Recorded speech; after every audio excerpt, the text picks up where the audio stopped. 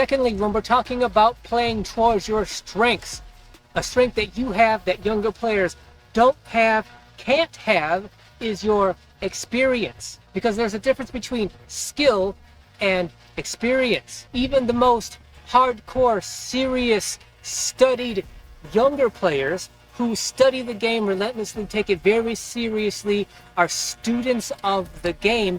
They may be very well skilled, but because they're so young and you have 10 plus years of experience on them, their skill cannot replace your experience. With your experience should become the evolution of strategy, and that strategy should revolve around your physicality, trying to compensate for your lack of athleticism. What I mean is you need to know yourself, know your game, and strategize how you play so that you still are the most effective player you possibly can be, while at the same time using as little energy as possible. Not effort. There's a difference between effort and energy as well. What I'm talking about is you don't want to burn out your body, your physical presence on the court early in the game. You want to save yourself physically for the end of the game, where you can make the most difference because you have the most experience. In general, end of games,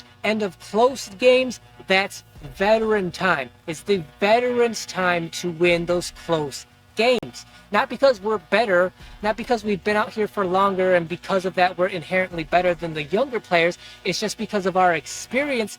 We can use that experience to know what are the best plays to make at the later stages of close games to win those close games more often than the younger players who don't have the experience, who don't know how to handle those situations yet. But if you find yourself at the end of a close game and you're physically burnt out, you're tired, you're fatigued, you're exhausted because you wasted the little energy you have at the beginning of a game, then it's not going to matter about how much experience you have at the end of a game if you don't have any energy to fuel whatever you need to do to get the job done and win end game kind of situations. So you should have a strategy in mind that says, okay, this is how I play that's going to allow me to be the most effective throughout the game, but at the same time allow me to use and burn as little energy as possible. For example, a very obvious example of this is if it's the beginning of a game